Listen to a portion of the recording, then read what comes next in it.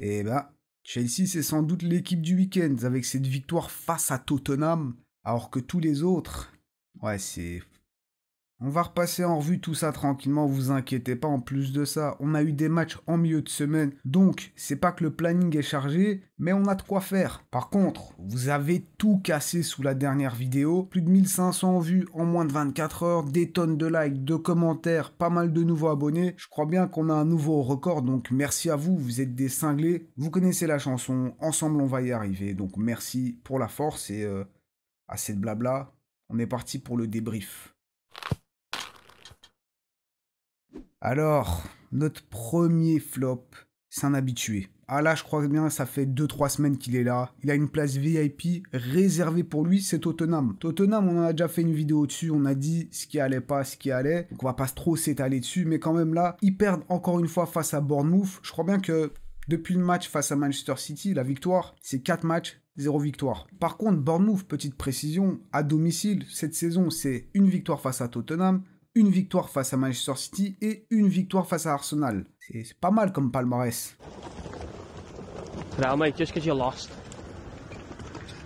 Ouais, t'as de quoi t'énerver, Pep. Surtout que j'avais envie de t'encenser. En milieu de semaine, Manchester City fait une victoire quand même 3-0 face à Nottingham Forest. On se dit, peut-être, pourquoi pas, peut-être que ça reprend.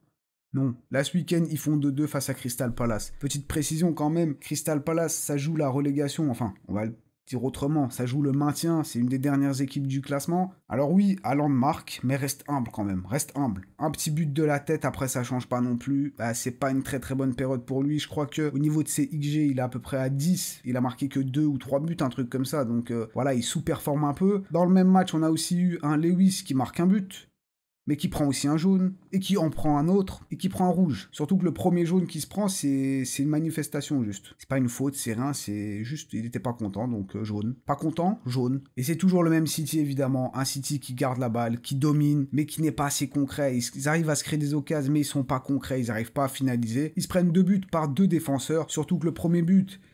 Regardez-moi cet alignement, mais c'est catastrophique. Le deuxième but, c'est un but sur corner. On n'est toujours pas sorti. Et d'ailleurs, Pep l'a dit, c'est une saison pour souffrir. Donc, tu vas souffrir. Et voilà, les amis, c'est à peu près tout au niveau des flops. Ouais.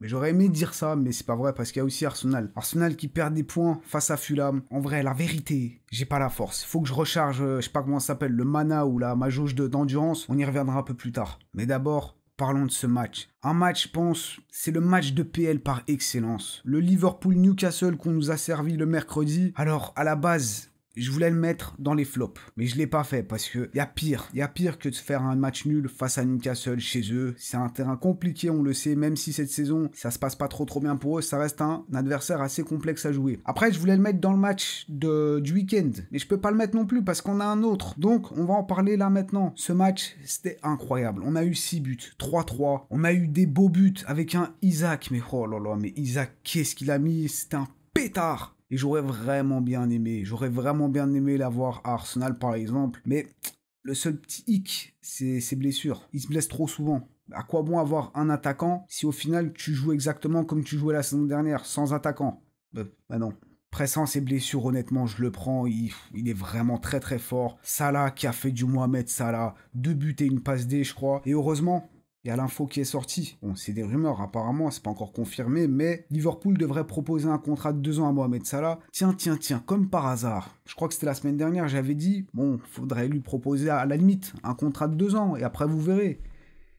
Et bravo pour l'imagination. Une équipe de Liverpool, tu sentais quand même, surtout au milieu de terrain, la fatigue, elle se fait ressentir, mais quand même, c'est un très bon point pris face à cette équipe de Newcastle, donc c'est pour ça qu'on pouvait pas les mettre dans les flops. Sinon, ce même mercredi, on a aussi eu droit à une des rivalités historiques d'Angleterre, à savoir Arsenal contre Manchester City, gagné par mes gars 2-0. 2 buts sur corner. Ah ouais, on a spam click les corners là. C'est comme dans FIFA, tu sais que c'est cheaté, tu sais que le goal il bug un peu, donc tu fais que ça. Bonne chose aussi à retenir, c'est qu'United, ça s'est pas créé au final tant d'occasions que ça, par la tête de De Ligt, très bien capté par Raya. Bah, c'était assez timide devant, j'ai trouvé un Højlund pas très bon. Arsenal, quant à lui, a su se créer des occasions, donc ça c'est bien. Par contre, je vais déjà commencer à vous rentrer dedans là. On joue sans ailier gauche. Martinelli, franchement, c'est très bien, tu percutes, tu rajoutes de l'énergie, de l'intensité. Mais par contre, c'est quand temps que tu finis. C'est fou comment ce mec, il court tête baissée, il percute et tout. Mais si tu commences pas à finir tes occasions, c'est toi qui vas te faire percuter, tu vas rien comprendre.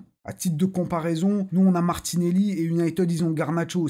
T'as envie de te taper la tête contre le mur à chaque fois. J'ai aussi vu Zinchenko dans le 11 de départ et j'ai serré les seufs. Ah, j'étais vraiment pas bien. Au final, il y a Amad Diallo qui rentre. Le gars il se prend un carton jaune. Heureusement, Arteta le fait descendre. Au final, le plus important, c'est la victoire, c'est les 3 points comme l'autre disait. Par contre, ne vous inquiétez pas, je reviens vers vous dans un instant. Hein. Du côté du United.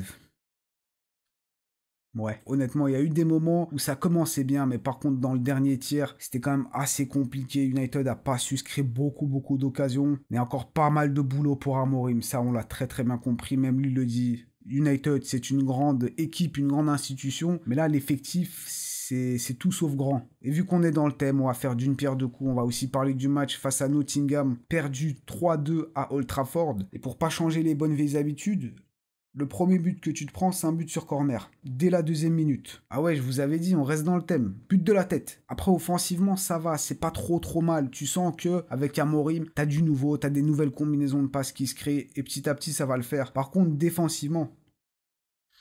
Ouais, défensivement, c'était vraiment pas fameux. Hein. Alors que sur papier, t'avais une défense à 3, De Ligt, Yoro, Martinez. C'est pas mal. C'était que sur papier que c'était pas mal. Parce qu'en vrai, ça s'est vraiment pas très bien passé. En plus de ça, t'as pas été aidé par ton gardien Onana qui encaisse 3 buts et qui fait 0 arrêt. 0. En plus, il te coûte au minimum un but et même voire un deuxième.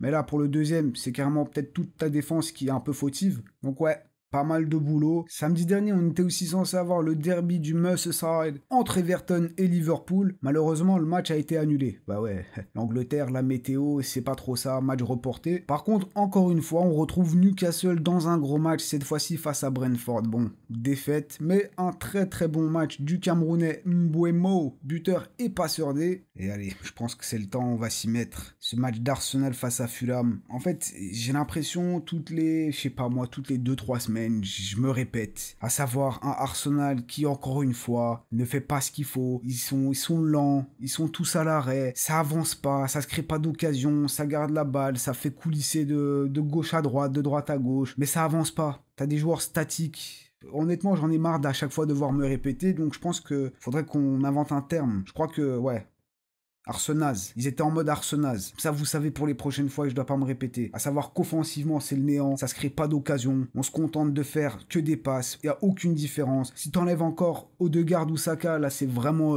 c'est niveau -3. Donc on était en mode Arsenaz. Comme ça, vous savez pour la prochaine fois. Je dois pas me répéter. J'espère vraiment pour vous que vous avez eu autre chose à faire que de regarder ce match parce que c'était pénible. Voilà, comme j'ai dit, on a fait des passes. C'est bien, on a fait des passes. On a joué face à une défense qui était bien regroupée. Ça envoyait des longs ballons en profondeur. D'ailleurs, le premier but qu'on se prend, je crois que c'est à la 10e minute. Jiménez, ballon en profondeur. Notre défense, ils sont perdus. Jiménez qui ajuste, but, voilà. Et après, la deuxième frappe de Fulham, elle a eu lieu seulement à la 70e minute. Vous imaginez, 70e minute et il gagnait. Est-ce que c'est sérieux ? On arrive à égaliser. Voilà, je suis dépité, vous le sentez. Hein. J'ai ma jauge là d'endurance qui a rechargé. Là, elle est retombée instant, mais... On arrive à égaliser, encore sur corner. Je me demande vraiment, peut-être que la Fédé nous interdit de marquer dans le jeu. On sait pas. On a eu une petite feinte. À la fin du match, t'as Saka qui, bon, sur un centre, arrive à marquer, mais qui encore était hors jeu. Martinelli. Mais quand je vous dis, on joue sans ailier gauche. Parce que Martinelli... Franchement, j'ai plus de force. J'ai plus de force pour lui. Trossard aussi, c'est la même chose. Il rentre, il te fait un bon match, il marque, il te sauve, il joue le prochain match. C'est pas trop mal. Encore le match d'après, il rejoue. Plus là. Et c'est tout dans la même chose. C'est pour ça que je vous dis, on a Saka, on a Odegaard. Et Rice, bon dans le milieu. Et Saliba en défense. Ok.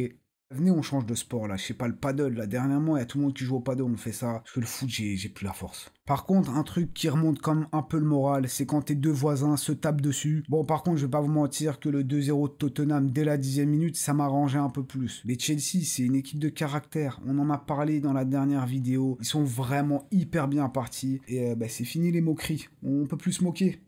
On peut plus. Ils font le taf. Ils font ce qu'il faut. Faut les considérer maintenant. Ça reste une jeune équipe. Mais par contre...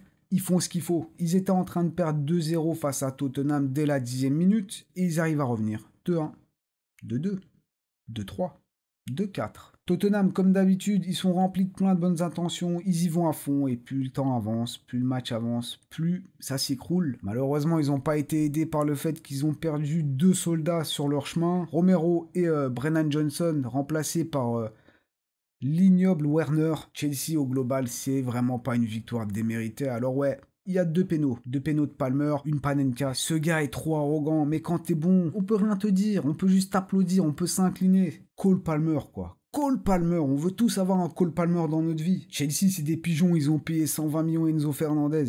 Ouais, sauf qu'il est bon. Il est bon, ce mec. Sur les 4 derniers matchs, je crois qu'il a marqué 3 buts. Là, encore une fois, il a été buteur. Il a été décisif sur les 5 ou 6 derniers matchs. Qu'est-ce que tu veux leur dire de plus? Ils sont juste bons, ils font le taf. Après, ouais, les 2 buts que tu prends après 10 minutes, c'est 2 glissades de Cucurella. Ton gardien, Robert Sanchez, il t'aide pas non plus, c'est peut-être l'élément faible dans ton équipe, que ce soit sur les arrêts, que ce soit sur les dégagements. C'est pas très très rassurant, mais au global, je m'incline. C'était le match du week-end. Je m'incline devant vous les Blues. Bien joué. Vous êtes vraiment dans une très très bonne situation. Vous n'avez pas craqué. Alors que c'était pas très très bien parti. Ça me plaît pas de le dire, mais bon, faut être honnête, hein.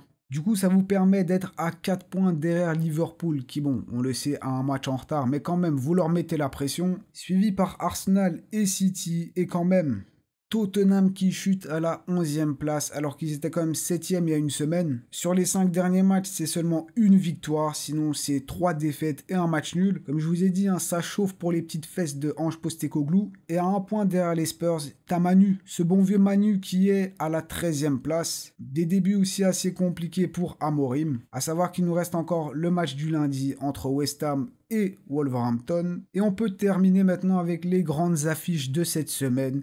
The Champions, le retour de la Ligue des Champions, avec déjà le Real qui se déplace à l'Atalanta, le Bayer Leverkusen qui s'opposera à l'Inter Milan le mardi, et mercredi. Mercredi, il y a notamment Monaco-Arsenal, enfin Arsenal-Monaco vu que c'est à l'Emirates. Les deux équipes s'étaient pas jouées, je crois, depuis 2015, un truc comme ça en Ligue des Champions. Une victoire pour Arsenal, une victoire pour Monaco. En plus de ça, les deux équipes sont dans le top 9, donc ça joue quand même assez gros. Mais le match de la semaine aura lieu ce dimanche à 17h30. Le derby de Manchester. Alors là, je suis curieux de fou.